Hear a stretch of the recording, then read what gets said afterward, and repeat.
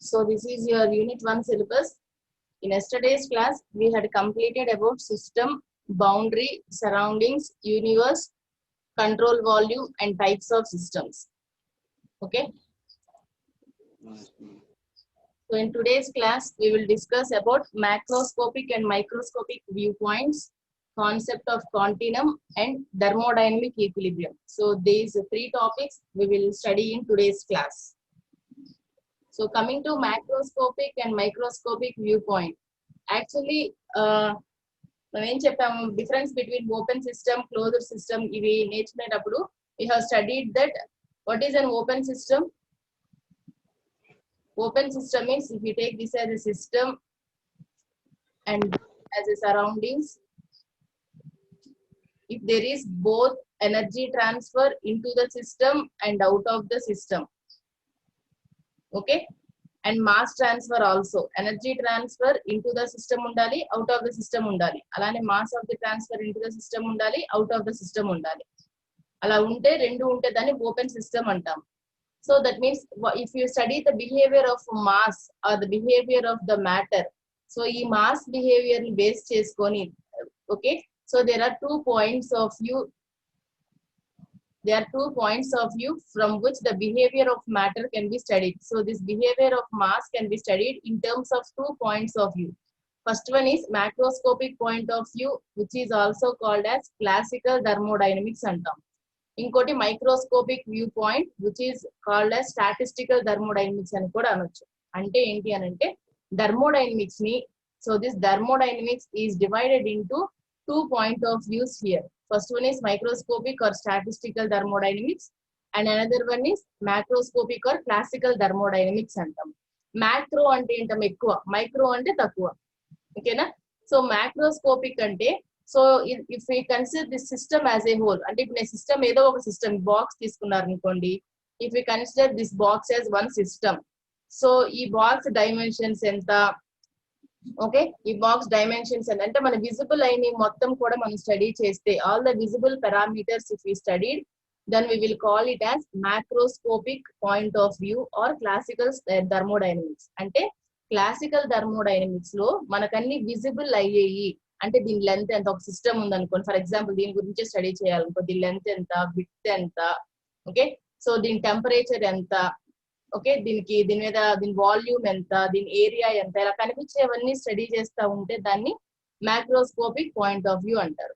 అలా కాకుండా దీని లోపల ఆటమ్స్, మాలిక్యూల్స్, దీని లోపల ఫైబర్స్ ఎలా మూవ్ అవుతున్నాయి, ఎంత వెలాసిటీతో మూవ్ అవుతున్నాయి, ఏ టైంలో ఏ పొజిషన్ లో ఉన్నాయి, అంత డీటెయిల్డ్ గా మన కనపడని వాటి గురించి స్టడీ చేస్తే దాన్ని microscopic view point or statistical thermodynamics అంటాం.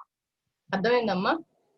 So macroscopic point of view or classical thermodynamics means the study of the system which is visible to our eye, okay, which we can feel, is called as macroscopic viewpoint. అలా కాకుండా atoms, molecules, వాటి position ఎలా ఉంటుంది, ఏ టైంలో ఎక్కడ ఉంటాయి molecules, అలా కనపడని వాటి గురించి మనం స్టడీ చేస్తే we will call it as microscopic or statistical thermodynamics. So macroscopic thermodynamics ante, so it is also called as classical thermodynamics. So macroscopic thermodynamics is also called as classical thermodynamics. So deentlo in this approach a certain quantity of matter is considered without taking into account the events occurring at molecular level. Ante matter అంటే mass అమ్మ, some amount of mass ని తీసుకుంటాము, తీసుకొని ఈ mass గురించి complete గా study చేస్తాం. అంటే ఫర్ ఎగ్జాంపుల్ ఏదైనా బాడీ తీసుకుంటే దీని వెయిట్ ఎంత అంతే తీసుకుంటాం, కానీ దీని లోపల ఎన్ని మాలిక్యూల్స్ ఉన్నాయి, ఎక్కడ ఉన్నాయి, ఏంటి అనేది పట్టించుకోము. ఓన్లీ అబౌట్ దిస్ మాస్ మాత్రమే స్టడీ చేస్తే దాన్ని మ్యాక్రోస్కోపిక్ వ్యూ పాయింట్ అంటాం. That is the first point. In this approach a certain quantity of matter is considered. Matter means mass. So without considering the molecular level గురించి consider చేయకుండా complete mass గురించి study చేస్తే దాన్ని macroscopic view point అంటాం. So this macroscopic approach to study of thermodynamics does not require the knowledge of individual particles. అంటే if you want to study the macroscopic viewpoint of the system, microscopic view point study చేయాలి అనుకుంటే మనకున్న system కి molecules గురించి idea ఉండాల్సిన అవసరం లేదు. మనం ఓన్లీ ఓవరాల్ గా స్టడీ చేస్తున్నాం కాబట్టి no need of having an idea about molecular level or individual particles మీద ఐడియా మనకేం అవసరం లేదు. Okay, so that means we will consider only the effect of these molecules. దీని ఎఫెక్ట్ మాస్ మీద ఏమైనా పడితే ఆ ఎఫెక్ట్ కూడా అంటే if there is a fast movement of these molecules దాని వల్ల దీని మాస్ చేంజ్ అయినా సిస్టమ్ యొక్క మాస్ చేంజ్ అయినా వెలాసిటీ చేంజ్ అయినా దీని వల్ల వచ్చే ఎఫెక్ట్ల గురించి చదువుతాం తప్పితే we will not study about that molecules individually. Okay, so macroscopic thermodynamics is only concerned with the effects of the action of many molecules, and these effects can be sensed by our human senses. Okay, so and example are pressure and temperature. Pressure ఎంత ఉంటుంది, temperature ఎంత ఉంటుంది అనేది మనం measure చేయొచ్చు ఈజీగా molecules తో సంబంధం లేకుండా. So these are the examples of microscopic or classical thermodynamics. So coming to microscopic or statistical thermodynamics. So microscopic అంటే మైక్రో లెవెల్లో అంటే స్మాల్ మాలిక్యూల్స్ గురించి స్టడీ చేస్తే if you consider a system, if we are going to study about this number of molecules or atoms వీటి small molecular లెవెల్లో study చేస్తే వీటి గురించి దీని ఇండివిజువల్ బిహేవియర్ గురించి, ఫర్ ఎగ్జాంపుల్ ఇక్కడ ఒక మాలిక్యూల్ తీసుకున్నాను అనుకోండి అమ్మా. సో ఈ మాలిక్యూల్ తీసుకుంటే ఈ మాలిక్యూల్లో దీని వెలాసిటీ ఎంత వెలాసిటీతో మూవ్ అవుతుంది, ఈ టైంలో ఇక్కడ ఉంటే నెక్స్ట్ మినిట్ లో ఇది ఎక్కడ ఉంటుంది, నెక్స్ట్ సెకండ్ లో ఎక్కడ మూవ్ అయి ఉంటుంది, దీని వెలాసిటీ ఎంత, దీని డెన్సిటీ ఎంత, అలా ఈ మాలిక్యూల్ గురించి స్టడీ చేస్తే అంత మాలిక్యులర్ లెవెల్ గురించి స్టడీ చేస్తే then we will call it as microscopic or statistical thermodynamics. So number first point, the microscopic from the microscopic viewpoint, matter is composed of large number of small molecules and atoms. That means that the matter or mass అనుకున్నాం అనుకోండమ్మా, this mass consists of large number of అంటే చాలా ఉంటాయి దీని లోపల molecules కానీ atoms కానీ, ఈ mass లోపల చాలా ఆటమ్స్ మాలిక్యూల్స్ ఉంటాయి. సో ఈ మైక్రోస్కోపిక్ స్టడీలో ఈ చాలా మాలిక్యూల్స్ కి ఆటమ్స్ ని స్టడీ చేస్తాం, ప్రతి ఇండివిజువల్ పార్టికల్ గురించి స్టడీ చేయాలి. Okay, and microscopic thermodynamics is concerned with the effects and action of many molecules. దీన్ని ఈ మాలిక్యూల్స్ అయితే ఏదైతే మన కంటితో చూడలేమో దాని గురించి స్టడీ చేసేది microscopic view point. Okay, example వచ్చేటప్పటికి individual molecules present in air, అంటే మనకి ఎయిర్ లో చాలా మాలిక్యూల్స్ ఉంటాయి కానీ మనకి ఎయిర్ కంటికి కనపడవు. సో వాటి గురించి స్టడీ చేస్తే కొన్ని అజంప్షన్స్ చేసుకుంటా దాన్ని microscopic view point or statistical thermodynamics అంటాము. So if you come to the differences between microscopic and microscopic view point, so first difference is this, it consists of microscopic approach consists of, and that means system is made up of large number of molecules. ఆ system అనేది large number of molecules గురించి ఉంటుంది, and these molecules has different velocities and energies. Whereas macroscopic approach means the behavior of individual particles is not concerned. అంటే individual గా study చేయం and complete గా mass మొత్తం మీద స్టడీ చేస్తాం. So that is the first difference between microscopic approach and microscopic approach. So మళ్ళీ repeat చేస్తానమ్మా. First difference, ఒక సిస్టమ్ ని కన్సిడర్ చేసుకున్నట్లయితే ఫస్ట్ క్లాసిఫికేషన్ లో this system is consist of many number of molecules. If we study this molecular behaviour, ఈ ప్రతి molecule behaviour గురించి study చేస్తే దాన్ని మైక్రోస్కోపిక్ అప్రోచ్ అంటారు. If we consider the system completely as a whole, system మొత్తాన్ని మనం consider చేసుకొని అప్పుడు స్టడీ చేస్తే without considering this molecules, then we will call it as macroscopic approach. And the second difference is the behavior of the system is found by using statistical methods as the number of molecules is very large. So దీంట్లో మన system లో ఏమని చెప్పాము, microscopic approach లో చాలా molecules గురించి study చేస్తామంటాం. ఎన్ని molecules ఉంటాయి, ఆల్మోస్ట్ ఇన్ఫినిటీ మాలిక్యూల్స్ ఉంటాయి. సో ఇన్ఫినిటీ మాలిక్యూల్స్ అంటే ప్రతి దానికి వెలాసిటీ కనుక్కుంటా వెళ్ళాలి, ప్రతి దానికి టెంపరేచర్ కనుక్కుంటా వెళ్ళాలంటే it is an impossible task. So అందుకని దీంట్లో స్టాటిస్టికల్ మెథడ్స్ అనేవి యూజ్ చేస్తాం. ఓకే, అంటే డైరెక్ట్ గా ఫార్ములా యూస్ చేసి చేయలేము. ఓకేనా? ఒక స్టాటిస్టికల్ అంటే ఏంటంటే మన టేబులర్ ఫార్మ్ తీసుకొని ఎన్ని మాలిక్యూల్స్ ఉన్నాయో కౌంట్ రాసుకొని స్టాటిస్టిక్స్ చేయాలన్నమాట. అంటే బార్ గ్రాఫ్లు కానీ అలా స్టాటిస్టికల్ గా ఫైండ్ అవుట్ చేస్తాం. వేరస్ కమింగ్ టు మ్యాక్రోస్కోపిక్ సిస్టమ్, ఒక డైరెక్ట్ గా ఒక ఫార్ములా వేసేస్తే ప్రెషర్ అంటే ఏంటి, force per unit area. Okay, అలా ఒక ఫార్ములా వేసేసి మనం డైరెక్ట్ గా క్యాల్కులేట్ చేయొచ్చు. ఇదే ప్రెషర్ క్యాల్కులేట్ చేయాలంటే ఈ ఫార్ములా. అలా by using a simple mathematical formula we can analyze the macroscopic system. Macroscopic system ante complete system ni easy ga analyze cheyochu by using the simpler formulas. Okay, whereas here we have to use statistical methods because it contains large number of molecules. So ikkada examples icharamma, the properties like velocity, momentum, impulse, kinetic energy which describes the molecules cannot be easily measured by the instruments. అంటే ఇప్పుడు నేను ప్రతి molecule కి వెళ్ళి velocity కనుక్కోవాలి అంటే ఏ instrument ఉండిద్దమ్మా? Instrument అనేది ఏం ఉండదు కదా, ఎజంప్షన్స్ బేస్ చేసుకొని మనం స్టాటిస్టికల్ మెథడ్స్ యూస్ చేసి ఫైండ్ అవుట్ చేయాలి. ఓకే, సో వెలాసిటీ కనుక్కోవాలన్న మొమెంటం అంటే mass into velocity gives momentum, impulse, kinetic energy. So ఇలాంటివన్నీ కూడా కనుక్కోవాలి అని అంటే there is no instrument separately which is used to find all these parameters. And coming to macroscopic approach, the properties like temperature and pressure are required to describe the system can easily measured. So pressure kanukovalanunna temperature kanante thermometer place chestam, system kavali kabatti molecules em akkarla manaki. ఒక system ఏ temperature లో ఉంది ఎలా కనుక్కుంటాము, ఆ system దగ్గర ఒక thermometer insert చేస్తే మన టెంపరేచర్ వచ్చేస్తాయి. ఫోర్స్ పర్ ఏరియా వేసి ఏరియా ఎంత ఉంటుందో క్యాలిక్యులేట్ చేసుకుంటే ప్రెషర్ వచ్చేస్తుంది.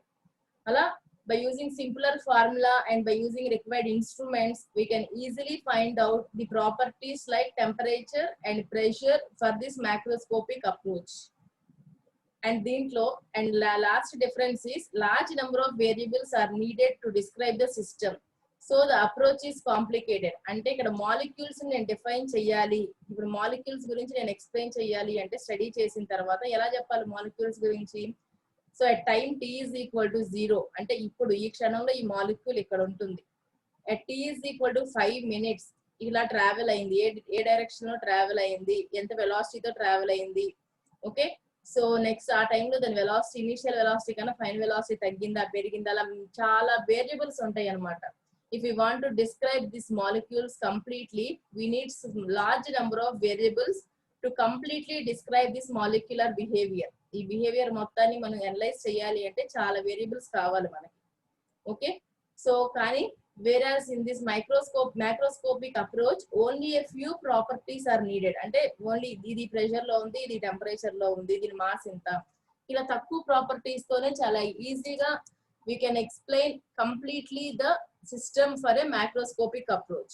Okay, so by using only a small properties or a few properties we can describe the system in a macroscopic approach. So this is the difference between macroscopic and microscopic approach. And next is thermodynamic equilibrium. So before going to know what is thermodynamic equilibrium, so first we have to know what is equilibrium. Okay, so equilibrium ante enti ante, so the system is set to in a state of equilibrium when no change in any macroscopic properties observed. Ante oka system తీసుకున్నాం అనుకోండి, for example if you take any system, it is at a pressure P1 and temperature T1. మీరు ఒక 5 minutes తర్వాత వచ్చి చూసినా కూడా the system or లేదా 1 day or 2 days తర్వాత వచ్చినా కూడా the system should be in the same pressure and same temperature. So after 5 minutes also the system is in the same pressure and same temperature. అంటే properties ఏమైనా change అవుతుంది, ఇక్కడ pressure ని temperature ని properties అంటామమ్మా. So here pressure and temperature are called as properties. So ఈ properties ని use చేసే మనం ఈ సిస్టమ్ ని డిఫైన్ చేయగలుగుతున్నాము. అంటే అలా ఈ సిస్టమ్ ఈ ప్రెషర్ దగ్గర ఉంది, ఈ టెంపరేచర్ దగ్గర ఉందని డిఫైన్ చేస్తాం అనమాట. సో అలా if we come after 5 minutes also, if the system lies at same pressure and same temperature, then we will say that the system is in equilibrium. అప్పుడు చెప్తాము ఆ సిస్టమ్ ఈక్విలిబ్రియం లో ఉంది అని. ఎందుకంటే we cannot observe any change in macroscopic property. So ఇక్కడ ఈ రెండింటిని మ్యాక్రోస్కోపిక్ ప్రాపర్టీస్ అంటాము. సో మ్యాక్రోస్కోపిక్ ప్రాపర్టీస్ లో ఏమీ చేంజ్ అబ్జర్వ్ చేయకపోతే then we will say that this system is in equilibrium condition. ఈ సిస్టమ్ ఈక్విలిబ్రియం కండిషన్ లో ఉంది అని చెప్తాము. Okay, so what is thermodynamic equilibrium? Thermodynamic equilibrium లో ఉంది అని ఎప్పుడు చెప్తాము? A system is said to be in a state of thermodynamic equilibrium. So, if the value of properties is same at all points in the system, okay, అంటే ఈ system తీసుకొని ఈ system లో ప్రతి పాయింట్ దగ్గర కూడా లోపల అన్ని చోట్ల ఒకటే ప్రెషర్ ఒకటే టెంపరేచర్ మెయింటైన్ చేస్తూ అలా ప్రతి పాయింట్ దగ్గర కూడా ప్రాపర్టీస్ సేమ్ గా ఉంటే then we will say that it is in thermodynamic equilibrium provided if it satisfies these three conditions. ఈ three conditions satisfies చేయాలి కంపల్సరీగా. That means a system is said to be in thermodynamic equilibrium if it is in thermal equilibrium, mechanical equilibrium, chemical equilibrium. ఈ మూడు ఈక్విలిబ్రియంస్ లో ఉన్నప్పుడు మాత్రమే అది thermodynamic equilibrium లో ఉన్నట్లు. ఓకేనా? సో ఈ మూడు కండిషన్స్ లో ఏ ఒక్కటి సాటిస్ఫై చేయకపోయినా అది థర్మోడైనమిక్ ఈక్విలిబ్రియం లో ఉన్నట్లు కాదు. Okay, so that means a system is said to be in a state of thermodynamic equilibrium if it satisfies all the three: thermal equilibrium, mechanical equilibrium and chemical equilibrium. ఈ మూడు conditions లో satisfy చేసినప్పుడే అప్పుడు మనం thermodynamic equilibrium లో ఉంది మన system అని చెప్తాము. So first we have to know what is thermal equilibrium. So thermal అంటే టెంపరేచర్ అన్నమాట. ఓకేనా? So if the temperature of the system does not change with time, so if you take this system here, system తీసుకుంటే this box represents one system. Okay, ఈ system లో ఈ point దగ్గర temperature 90 degrees ఉంది, ఈ point దగ్గర 78 ఉంది, ఈ పాయింట్ దగ్గర 70 ఉంది. అలా different points will have different temperatures. If you observe here, that means no uniform temperature is here, completely different temperatures are here. So it is not in thermal equilibrium. So if you observe in this system here, at all the points in the system, it is maintaining the same temperature. Only 75 degrees దగ్గరే ఉన్నాయి. Then we will say that it is in thermal equilibrium. అంటే ఎప్పుడు చెప్తాం మనం thermal equilibrium గా ఉంది అని? If the temperature of the system లోపల ఉన్న టెంపరేచర్ అనేది టైం తో పాటు చేంజ్ అవ్వకూడదు అండ్ అన్ని పాయింట్స్ దగ్గర కూడా ఒకటే టెంపరేచర్ ఉంటే, if the temperature is same at all points of the system, then we will say it is in thermal equilibrium. The system is in thermal equilibrium lo undi ani cheptam. Next, coming to mechanical equilibrium. So when we will say that the system is in mechanical equilibrium, is mechanical ante mechanical forces anamata. Okay, so a system is in mechanical equilibrium if there are no unbalanced forces undakodadu within the system or between the surroundings, and the pressure should be same at all points and does not change with respect to time. అంటే ఇప్పుడు ఇది తీసుకున్నాం అనుకోండి అమ్మా, దీంట్లో forces ఏమైనా ఉన్నాయి, unbalanced forces ఏమైనా ఉన్నాయా? ఇక్కడ ఒక ఫోర్స్ యాక్ట్ అవటం, లీవ్ అవటం అలాంటివి ఏమి లేవు. So there are no unbalanced forces here. And but the pressures are not same here. చూడండి, ఇక్కడ 2 bar ఉంది, ఇక్కడ 4 bar ఉంది, ఇక్కడ 1 bar, 5 bar, 6 bar. So the pressure is not same at all the points here. So we will say it is not in mechanical equilibrium. So coming to here, ఇక్కడ pressure చూడండి, అన్ని points దగ్గర same pressure ఉన్నాయి. So మొత్తం 3 bar, 3 bar, 3 bar. Okay, so same pressure at all points and time. అంటే ఏ time దగ్గర వచ్చినా కూడా మీరు ఎంతసేపు ఆగి వచ్చినా కూడా సేమ్ ప్రెషర్ మెయింటైన్ చేస్తూ ఉంటుంది. So it does not vary with time తో వేరీ అవ్వదు. సో ఎప్పుడు 3 bar ప్రెషర్ దగ్గరే ఉంది అండ్ అన్బ్యాలెన్స్డ్ ఫోర్సెస్ ఏమీ లేకపోతే then we will say that it is in mechanical equilibrium. It ante system is in mechanical equilibrium. So next, the third condition is chemical equilibrium. So chemical ante enti? Chemicals undali, ante dantlo components undali. So a system is in chemical equilibrium if its chemical composition does not change with time. So chemical composition అనేది change అవ్వకూడదు and no chemical reaction takes place in the system. చూడండి, ఇప్పుడు ఇది తీసుకున్నాం అనుకోండమ్మా. So if you consider this as one system, ఇక్కడ ఏమన్నా carbon atom ఉంది. ఇక్కడ ఏమన్నా ఆక్సిజన్ ఉంది, మళ్ళీ ఇక్కడ ఆక్సిజన్ ఉంది, ఇక్కడ కార్బన్ ఉంది, అంటే డిఫరెంట్ పాయింట్స్ దగ్గర డిఫరెంట్ ఆటమ్స్ ఉన్నాయి ఇక్కడ. ఓకేనా? అలా ఉంటే తర్వాత కొంచెంసేపటికి ఏమైంది, CO2 తో రియాక్ట్ అయిపోయి CO2 ఫామ్ అవుతుంది. C+O2 రియాక్ట్ అయ్యి CO2 ఫామ్ అయింది కొంచెంసేపు వెయిట్ చేస్తే మీరు. ఓకేనా? డిఫరెంట్ గా తీసుకున్నప్పుడు అప్పుడు దాన్ని ఏమంటాం మనం, రియాక్షన్ జరుగుతుంది సిస్టమ్ మధ్యలో. ఓకేనా? అండ్ డిఫరెంట్ ఆటమ్స్ కూడా ఉన్నాయి కాబట్టి ఇది కెమికల్ ఈక్విలిబ్రియం లో లేదు. ఓకేనా? So it should not react with components inside. అక్కడ మధ్య రియాక్షన్ జరగకూడదు లోపల, కానీ ఇక్కడ రియాక్షన్ జరిగిద్ది. ఎందుకంటే carbon when combines with oxygen gives carbon dioxide. అలానే డిఫరెంట్ ఆటమ్స్ ఉన్నాయి డిఫరెంట్ ప్లేసెస్ దగ్గర.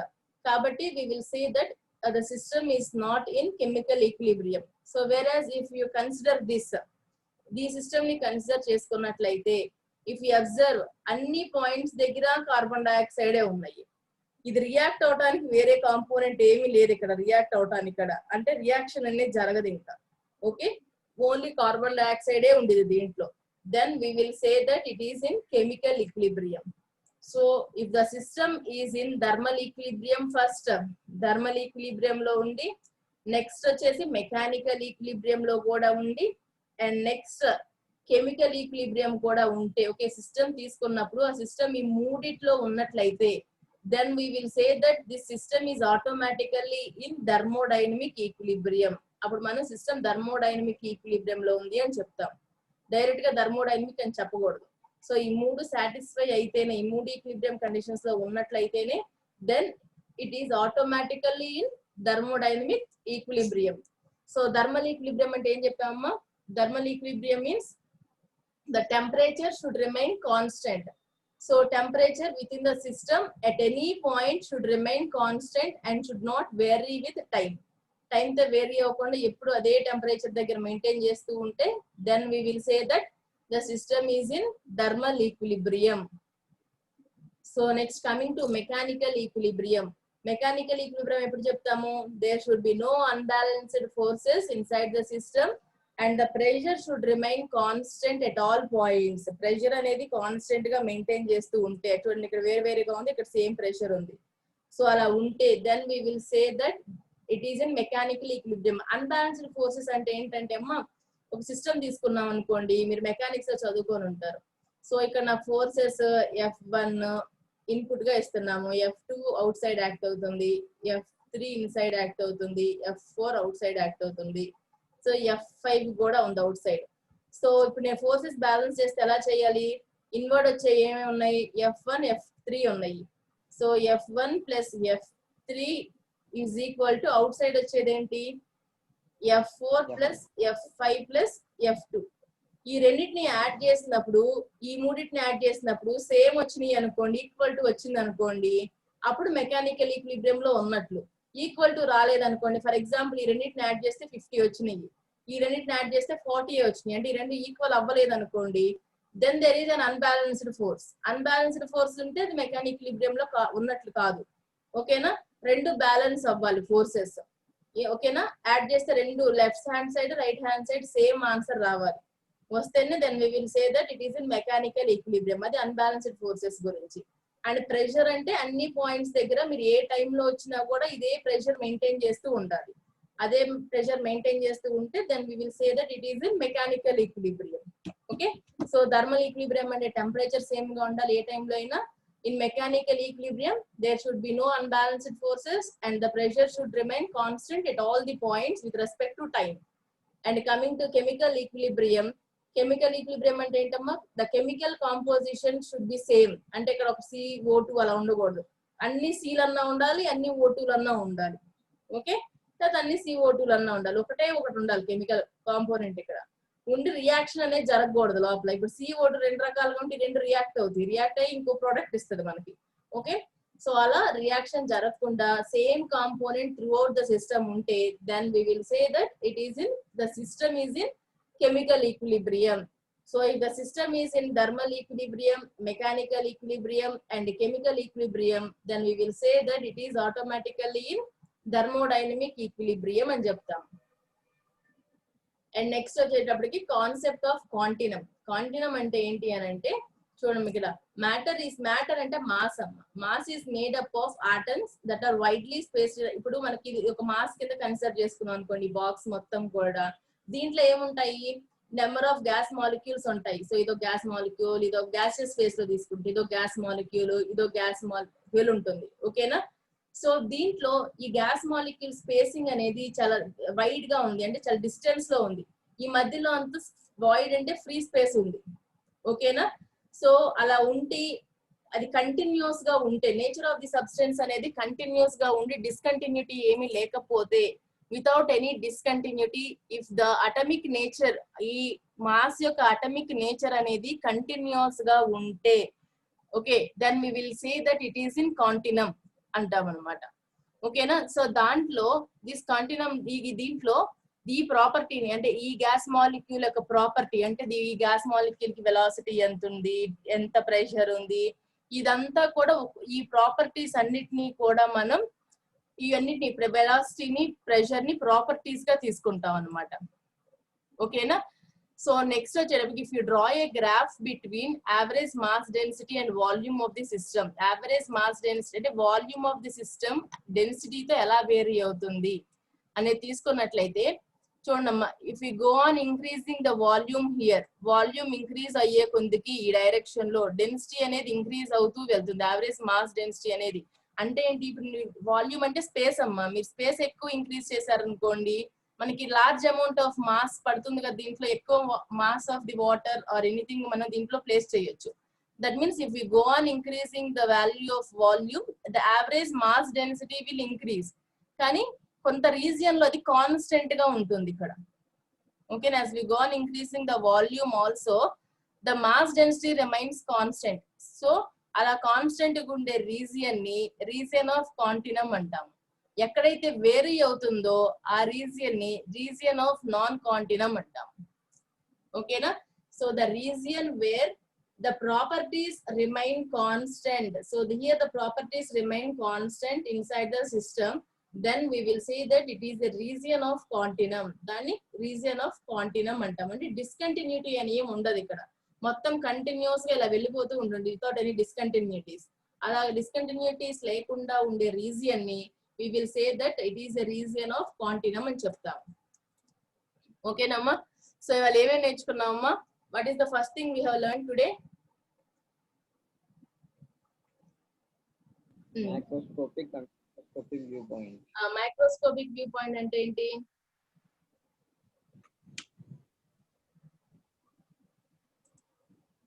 What is macroscopic viewpoint? చెప్పాలి.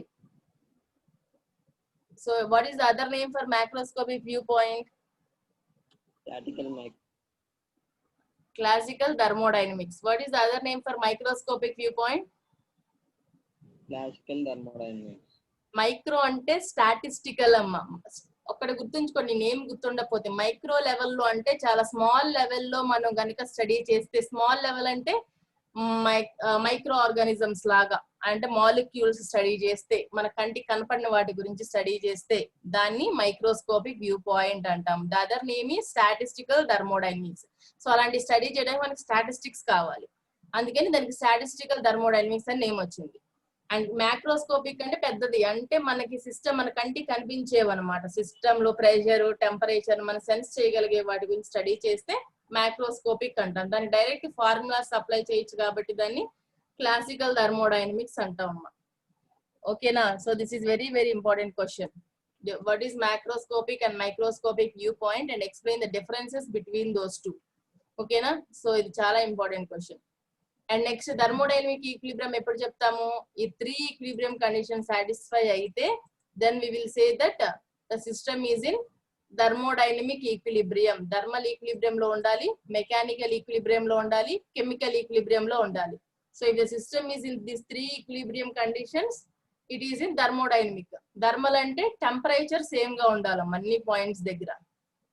అర్థమవుతుందా? అర్థమవుతుందమ్మా? మెకానికల్ అంటే అన్బ్యాలెన్స్డ్ ఫోర్సెస్ ఉండకూడదు, ప్రెషర్ సేమ్ గా ఉండాలి. కెమికల్ అంటే కెమికల్ కాంపోజిషన్ సేమ్ గా ఉండాలి. So then we will say that it is in thermodynamic equilibrium. Anni conditions satisfy aithe. Okay na? Okay. Okay.